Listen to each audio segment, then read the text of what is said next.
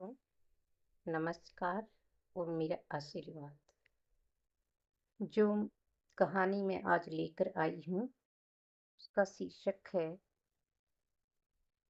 सुंदरता की कीमत क्या है।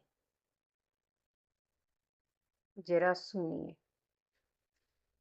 एक बार की बात है कि महाराजा कृष्णदेव राय ने अपने नगर को स्वर्ग से सुंदर बनाने की एक योजना बनाई।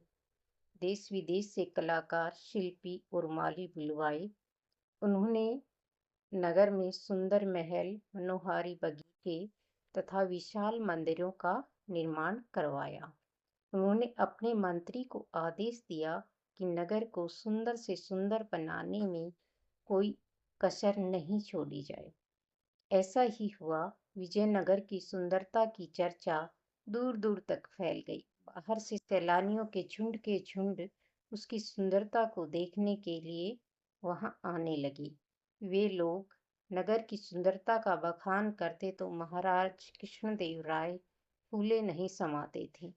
एक दिन दरबार में महाराज ने अपने मंत्री की प्रशंसा करते हुए कहा, मंत्री जी की दिन रात की मेहनत ने विजयनगर की सुंदरता में चार चांद लगा दिए हैं। फिर भी अगर कोई कमी रह गई तो आप लोग बताएं। कमी पाए जाने पर उसको पुरस्कार दिया जाएगा। राजा की बात पर सारे दरबारी उनकी चापलूसी करते हुए एक स्वर में बोले, नहीं अन्नदाता, विजयनगर जैसा सुंदर शहर इस राज्य में धरती पर कोई नहीं है। सारे दरबारी राजा और मंत्री की प्रशंसा में लगे हुए थे कि अचानक राजपुरोहित की नजर खामोश बैठे तेनालीरामा पर पड़ी। पर मुंह पर हाथ रखे किसी गंभीर सोच में डूबा था। उसे गुमसुम देखकर राजपुरोहित ने उस पर व्यंग्य करते हुए महाराज से कहा, महाराज, शायद तेनालीरामा को विजयनगर की सुंदरता पसंद नहीं आई, इसलिए वह ऐसे बैठे हैं जैसे कोई उनको सांप सूंघ गया हो। राजपुरोहित की इस बात से महाराज कृष्णदेव राय भी चौंके। उन्होंने तेनालीरामा से पूछा, तेनालीरामा, क्या बात है? तुम क्यों चुपचाप बैठे हुए? तुम्हें विजयनगर का सजना संवरना क्या अच्छा नहीं लग रहा? यह बात नहीं है महाराज। तेनालीरामा ने मौन तोड़ा और कहा, विजयनगर वास्तव में बहुत सुंदर नगर है। उसकी प्रशंसा जितनी भी की जाए कम है। मगर मगर का मतलब क्या है? राजा कृष्णदेव राय ने तेनालीरामा से पूछा। मगर क्या? तेनालीराम राजा ने उसकी बात को काटकर फिर पूछा। किंतु तेनालीरामा चुप रहा। तब राजा ने झुंझलाते हुए कहा, यदि तुमने हमारे प्रश्न का उत्तर नहीं दिया तो तुम्हें दंड दिया जाएगा।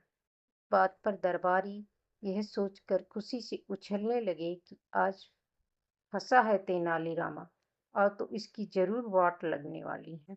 अब तो महाराज इसे कोई न कोई दंड अवश्य देंगे।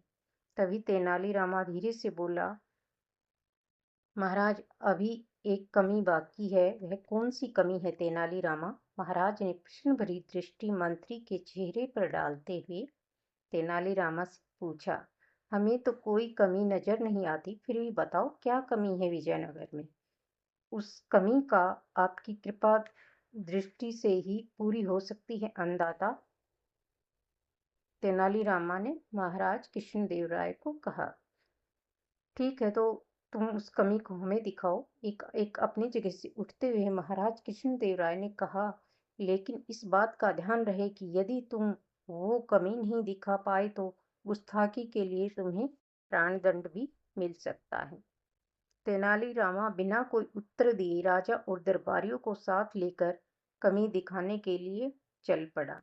इस बात से सभी दरबारी चकित थे कि इतने सुंदर विजयनगर में ऐसी कौन सी कमी रह गई जिसके लिए तेनालीराम प्राणदंड भोगने के लिए तैयार है। अक्सर ऐसा ही होता था। जब महाराज कृष्णदेव राय नगर भ्रमण को निकलते थे तो सड़क के दोनों ओर प्रजा खड़ी होकर उनकी जय जयकार करती थी। और फूलों की वर्षा करती थी। लेकिन इस बार न कोई प्रजा थी, न जय जयकार हुई और न फूलों की वर्षा। यह देखकर महाराज को बड़ा अजीब सा लगा।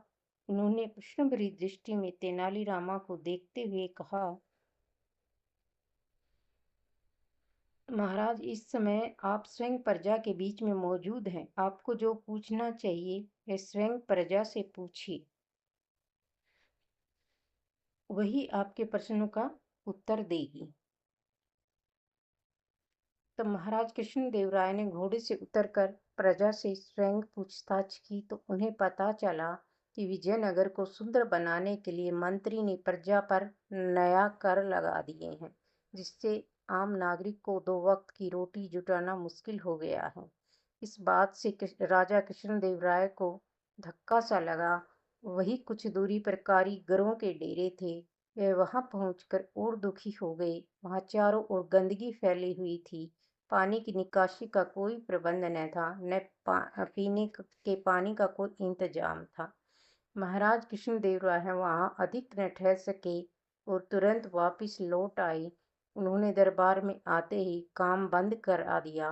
बढ़े हुए तथा लगे हुए नए टैक्स वापिस लेने की घोषणा करते हुए उन्होंने कहा, यदि हमारा प्रजा का जीवन ही सुंदर व सुखमय नहीं है तो नगर की सुंदरता किस काम की। तेनालीरामा, हम तुम्हारे शुक्रगुजार हैं कि तुमने हमारी आंखें खोल दी, वरना न जाने और कितना अनर्थ हो जाता और कितने गरीब और असहाय लोगों का जीना दूभर हो जाता।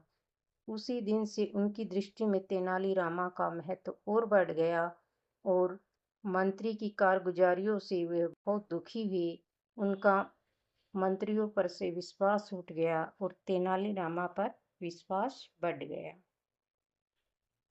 आप सबको ये कहानी कैसी लगी, जरा कमेंट बॉक्स में बताएं और चैनल को सब्सक्राइब कर दें। धन्यवाद।